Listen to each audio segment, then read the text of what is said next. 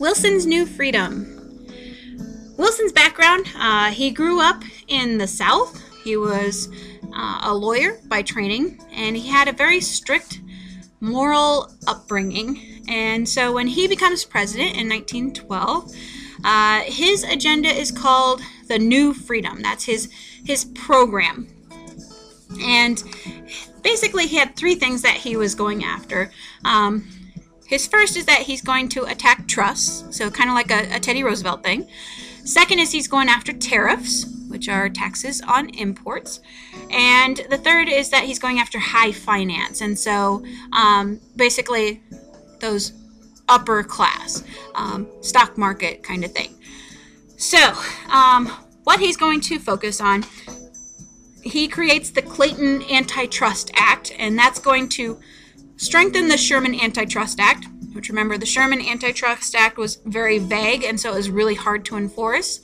And so the Clayton Antitrust Act is going to declare certain business practices to be illegal, like hiking up prices because there's no competition, that kind of thing.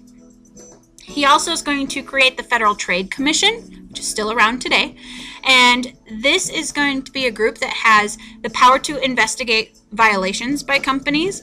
It requires reports from corporations on their business practices, and it helps to put an end to unfair business competition, like buying out competitors, so that way you can control the price or control the market.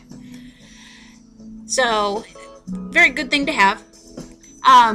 The next thing that he does is he is going to create or pass the amendment, the 16th Amendment, for the federal income tax. And the 16th Amendment is going to legalize a graduated federal income tax.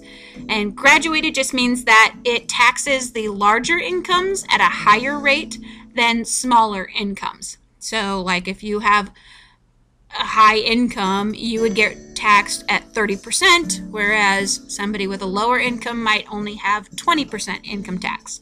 So that's what graduated federal income tax is. He also is going to create the Federal Reserve System, which is the basis of our nation's banking system.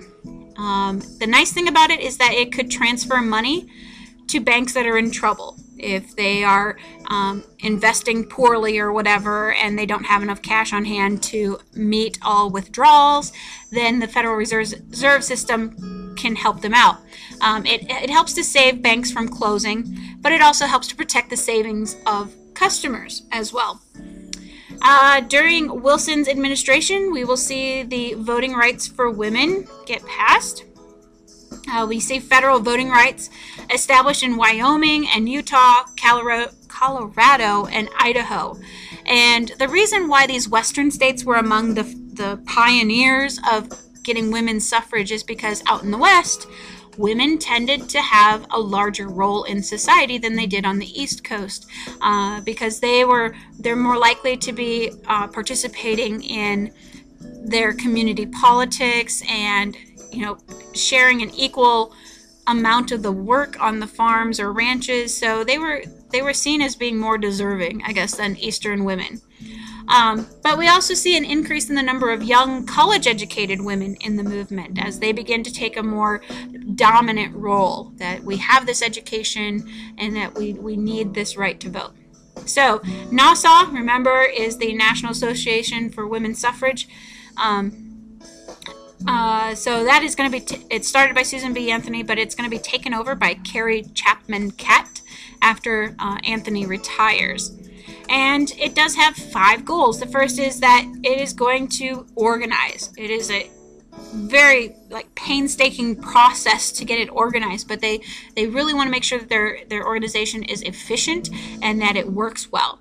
Secondly is to create very close ties between the local, state, and national levels of the organization, that everybody's on the same page.